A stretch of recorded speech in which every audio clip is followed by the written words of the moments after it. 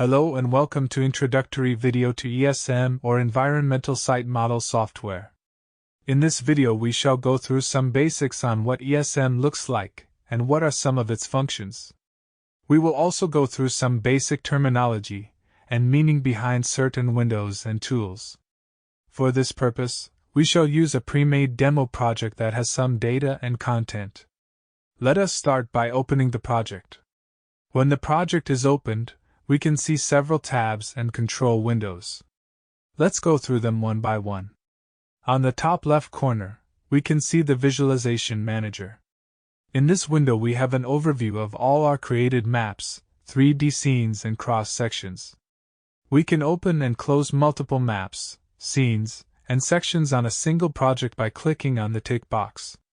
Just below our Visualization Manager we can see Data Manager window.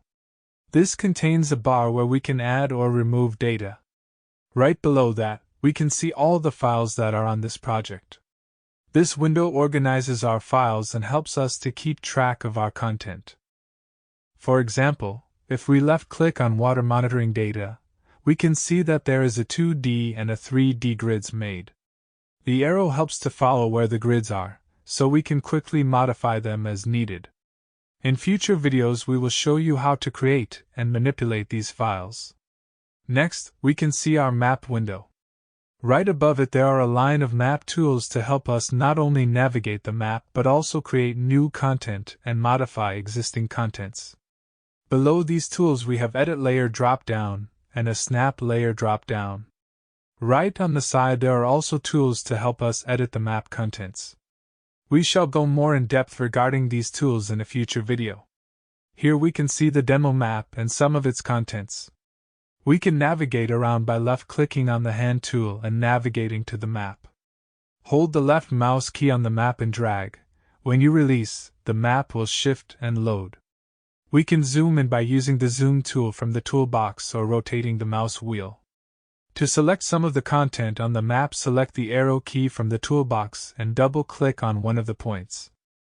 You will see a pop-up window with specific content on that point. It can be lab results, lithological data, MIP data, and so on. To remove or add content on the map, we can left-click on the Layer Manager icon. This pop-up window shows all the content that is visible on the map.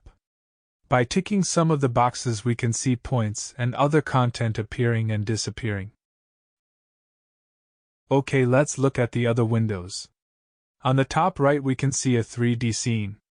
In this window we have some tools on the top left-hand side and the visualization itself. We can scroll around and zoom in and out just like on the map window. There is also a Layer Manager box where we can easily remove or add content. If things get a little bit chaotic, we can press the Home button on the toolbox and get back to the default view. Last but not least we have the cross-sections, which are located right below the 3D model. As the other windows, they also have a toolbox where you can add different contents, assign properties, or navigate through the map. By going to the edge of the window you can click and drag to expand and shrink any window you see. They can also be dragged out and placed anywhere on the desktop.